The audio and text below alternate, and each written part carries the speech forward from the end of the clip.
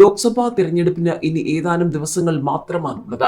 മുഖ്യമന്ത്രി പിണറായി വിജയനും CPM സംസ്ഥാന സെക്രട്ടറി MV ഗോവിന്ദനും നിലവിൽ തന്നെ നിരവധി ചോദ്യങ്ങൾ ഉയർന്നു വന്നിരിക്കുന്ന സമയമാണ്. ഇതിനിടയിലാണ് സുപ്രീം കോടതിയിലും കണ്ണൂർ വിഷയത്തിൽ തിരിച്ചടി കിട്ടുമോ എന്നുള്ളത് ഏവരും ഉറ്റുനോക്കുന്നത്. കണ്ണൂർ സർവകലാശാല അസോസിയേറ്റ് പ്രൊഫസർ നിയമന പട്ടികയിലെ റാങ്കുകാർക്ക് കേസിൽ പോകാതിരിക്കാൻ ഉന്നത പദവികൾ നൽകിയെന്നുള്ള ആരോപണം വീണ്ടും ചർച്ചയായിരിക്കുകയാണ്.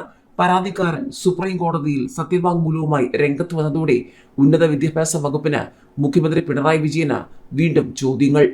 ഏതായാലും CPM നേതാവും മുഖ്യമന്ത്രിയുടെ പ്രൈവറ്റ് സെക്രട്ടറിയുമായ KK രാഗേഷിന്റെ ഭാര്യ പ്രിയ വർഗീസിന്റെ നിയമനവുമായി ബന്ധപ്പെട്ട നിരവധി ചോദ്യങ്ങൾ ഉയർത്തിക്കൊണ്ട് സേവ് യൂണിവേഴ്സിറ്റി ക്യാമ്പയിൻ കമ്മിറ്റി നേരത്തെ രംഗത്ത് വന്നിരുന്നു.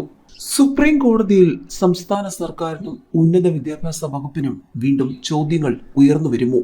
കണ്ണൂരിൽ പ്രിയ വർഗീസിനെതിരെ കേസിന് പോകാതിരിക്കാൻ മറ്റു റാങ്കുകാർക്ക് പദവികൾ നൽകിയെന്ന ആരോപണവുമായി ഹർജിക്കാരൻ രംഗത്ത് വന്നിരിക്കുകയാണ്. പ്രിയ വർഗീസ് ഉൾപ്പെട്ട കണ്ണൂർ സർവകലാശാലയിലെ അസോസിയേറ്റ് പ്രൊഫസർ നിയമന പട്ടികയിലെ റാങ്കുകാർക്ക് കേസിന് പോകാതിരിക്കാൻ ഉന്നത പദവികൾ നൽകിയെന്ന ആരോപണം.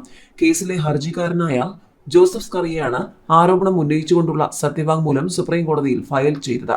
പട്ടികയിൽ 3-ാം റാങ്കുകാരനായിരുന്ന C ഗണേശനും 4-ാം റാങ്കുകാരനായിരുന്ന PP പ്രകാശനുമാണ് ഉന്നത പദവികൾ നൽകിയത് എന്നാണ് ആരോപണം.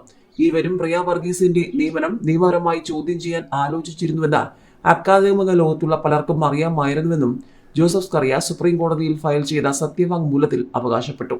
കേരളത്തിലെ മറ്റൊരു സർവകലാശാലയിലെ പരീക്ഷാ കമ്മീഷണറായാണ് C ഗണേശന് നിയമനം നൽകിയതെന്നാണ് സത്യവാങ്മൂലത്തിൽ വിശദീകരിച്ചിരിക്കുന്നത്. ഈ പദവി സർവകലാശാല പ്രൊഫസർ പദവിക്ക് തുല്യമാണെന്നും ജോസഫ് സ്കറിയ ചൂണ്ടിക്കാട്ടുന്നു. 4-ാം റാങ്കുകാരനായ PP പ്രകാശനെ PSC അംഗമാക്കി. ഈ പദവി സംസ്ഥാന ചീഫ് സെക്രട്ടറിയുടെ റാങ്കിന് തുല്യമാണെന്നും സത്യവാങ്മൂലത്തിൽ ചൂണ്ടിക്കാട്ടിയിട്ടുണ്ട്. മറ്റൊരു സർവകലാശാലയുടെ പ്രൊഫസർ തസ്തികയിലേക്ക് നടന്ന അഭിമുഖത്തിൽ താൻ പങ്കെടുത്തിരുന്നു. 2022 ജനുവരിയിൽ അഭിമുഖത്തിന്റെ അടിസ്ഥാനത്തിൽ റാങ്ക് പട്ടിക തയ്യാറായെങ്കിലും ഇതുവരെയും അത് പ്രസിദ്ധീകരിച്ചിട്ടില്ല.